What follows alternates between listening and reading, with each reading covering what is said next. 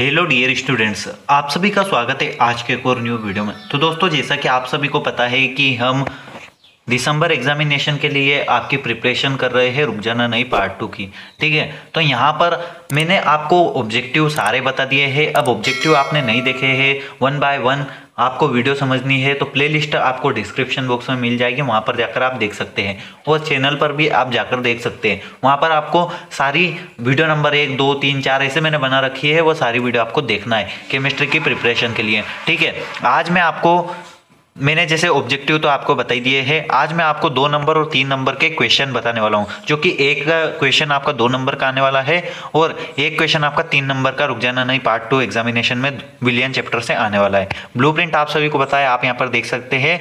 विलियन chapter से 7 number के total आने वाले हैं, जिसमें से 2 ऑब्जेक्टिव, 2 नंबर का 1 और 3 नंबर का 1 आने वाला है, टोटल मिलाकर 7। तो यहाँ पर दोस्तों आज मैं आपको यह विलियन से इंपॉर्टेंट क्वेश्चन से बताने वाला हूँ, जो कि आप अच्छी तरीके से देख सकते हैं। ठीक है, ऑब्जेक्टिव के लिए आपको वीडियो देखनी है। ओके, वीडियो नंबर 2 और वीडियो नंबर 1 में मैंने आपको रिड्यूस सिलेबस भी बता दिया था और ब्लूप्रिंट भी बता दिया था। आपको ब्लूप्रिंट और रिड्यूस सिलेबस समझ लेना है और उसके अकॉर्डिंग ही आपको पढ़ाई करनी है। ठीक है, तो यहाँ पर आपको ब्लूप्रिंट और रिड्यूस सिलेबस की लिंक भी मिल जाएगी। चलिए वीडियो को स्टार्ट करते हैं। यहाँ पर आप देख सकते हैं विलियन चैप्टर से हम 2 नंबर के पहले इंपॉर्टेंट क्वेश्चन देख लेते हैं। जैसे कि आप सभी को पता है कि आपका पेपर इजी ही आना है, तो इजी क्वेश्चन में लेकर आया हूं, जो कि वेरी मोस्ट इंपॉर्टेंट क्वेश्चन है और यहाँ पर इजी है। ठीक है, अब यहाँ पर न्यूमेरिकल भी बहुत सारे पूछते हैं विलियन चैप्टर से, लेकिन न्यूमेरिकल आप कर सके तो एक्स्ट्रा कर लेना। लेकिन यहाँ पर इंपॉर्टेंट क्वेश्चन मैं आपको बता देता हूँ, जो कि बहुत ही ज़्यादा संभावना है कि आगे आपको देखने को मिल सकते हैं पेपर में। ठीक है, फर्स्ट क्वेश्चन आपका देख सकते हैं, पीपीएम को परिभाषित कीजिए, पार्ट्स पर मिलियन। ठीक है, इसको आपको परिभाषित करना है, 2 नंबर में आपसे पूछा जा सकता है, वेरी मोस्ट इंपॉर्टेंट क्वेश्चन है।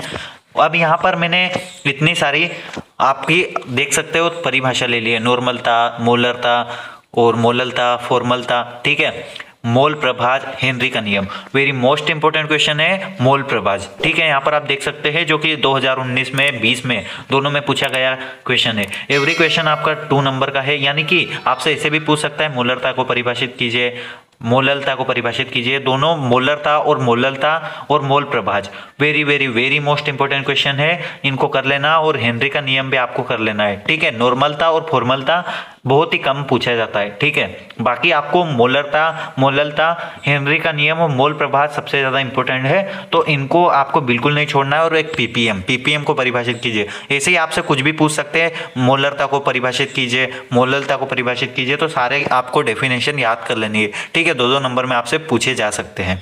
मोल प्रभाज भी 2 नंबर का है।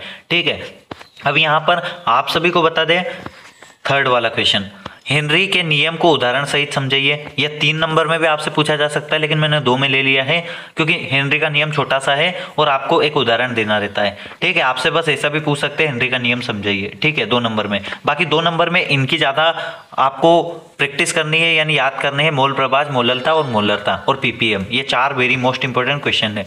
ठीक है, बाकी हेनरी का नियम आपसे 3 नंबर में अधिक पूछते हैं। अगला क्वेश्चन आप देख सकते हैं, चौथा क्वेश्चन, जो कि राउल्ट के नियम को समझाइए। और इसका गणितीय व्यंजक तो आपसे 3 नंबर में पूछते हैं, लेकिन राउल्ट के नियम को समझाइए, ये 2 नंबर में आपसे पूछ सकते हैं। वेरी मोस्ट इंपॉर्टेंट क्वेश्चंस मैंने बता दिए हैं, अब आपको इनका स्क्रीनशॉट ले लेना है। ये 2 नंबर के हो गए क्वेश्चन से। ठीक है, अच्छे से स्क्रीनशॉट ले लीजिए। बाकी अदर भी आपको पढ़ना है, इधर उधर से मिले तो, और पेपर उठा सके तो पेपर कर लेना। बाकी ये तो आपको बिल्कुल नहीं छोड़ना है, very very very most important question है ये है। ठीक है, अब 3 नंबर के हम देख लेते हैं। यहाँ पर आप देख सकते हैं 3 नंबर के क्वेश्चन आने हैं, तो 3 नंबर के आप यहाँ पर देख लीजिए। ठीक है, first question very very very very very very most important question है, आदर्श और अनादर्श विलियन में अंतर। ठीक है, बिल्कुल नहीं छोड़ना है, बिल्कुल भी। दूसरा क्वेश्चन आपका अंतर है मोलरता मोललता में अंतर, वेरी मोस्ट इंपॉर्टेंट क्वेश्चन है। अगर आप मोललता और मोलरता में अंतर याद कर लेंगे तो आप डेफिनेशन भी बना पाएंगे।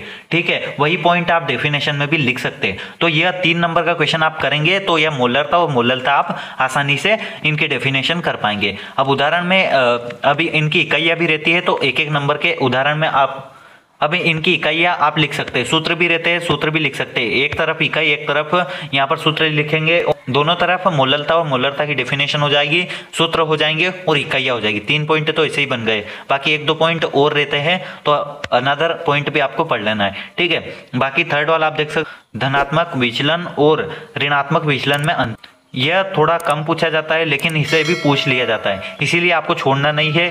अब यहाँ पर चौथा वाला क्वेश्चन आप देख सकते हैं, बाकी फर्स्ट और सेकंड आपको बिल्कुल करना है याद, कभी भी पूछ लिया जाता है दोस्तों। और एक यहाँ पर आपको मैं बताऊंगा आगे, यह राउल्ट का जो पांचवा वाला है, राउल्ट का नियम तथा इसके व्यंजक को समझिए।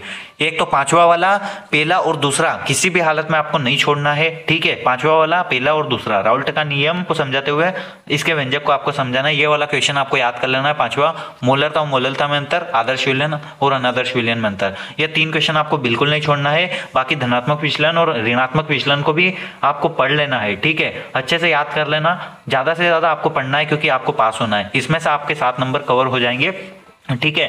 तो 5 नंबर आपको बिल्कुल कवर करना है, इसके लिए आपको पढ़ाई करनी पड़ेगी। मैं जितने क्वेश्चन बता रहा हूं कर लेना। अब वापस से एक क्वेश्चन आ गया है यहाँ पर चौथा वाला, निम्नलिखित को परिभाषित कीजिए। अब यह क्वेश्चन भी आपका पूछा गया क्वेश्चन है, जो कि यहाँ पर आप देख सकते हैं। अभी अभी मैंने बताया मोलरता, मोल प्रभाज और मोल अंश एक ही रहता है, ठीक है। मोल प्रभाज और मोल अंश को अगर आप याद करेंगे तो आप इसमें लिख पाएंगे, मोलरता को याद करेंगे इसमें लिख पाएंगे, और मोलरता को याद करेंगे तो इसमें लिख पाएंगे, ठीक है। डेफिनेशन है, अगर आप डेफिनेशन याद कर लेते हो तो अंतर बना पाएंगे, अंतर याद कर लेंगे तो आप डेफिनेशन बना पाएंगे। तो मैं सजेस्ट करूंगा आपको मोलरता और मोलरता का अंतर याद कर लेना चाहिए। इकाइयां भी उसी में आ जाएगी, ठीक है। दोनों की इकाइयां उसी में आ जाएगी, यानी यूनिट जो रहती है, और सूत्र भी उसी में आ जाएगा, बाकी डेफिनेशन भी उसी में आ जाएगी, ठीक है। तो यह आपकी इनकी डेफिनेशन याद कर लेंगे तो आपको चारों तरफ काम आने वाली है, ठीक है। इसीलिए आपको बिल्कुल नहीं छोड़ना। पांचवा मैंने आपको बता दिया है। छठा वाला आप देख सकते हैं, 2 ग्राम विलयन कास्टिक सोडा, यह आपका न्यूमेरिकल है जो कि 3 नंबर में आपसे या फिर 2 नंबर में पूछा जा सकता है, ठीक है। 3 में ज्यादा चांस है कि ये पूछ लेंगे,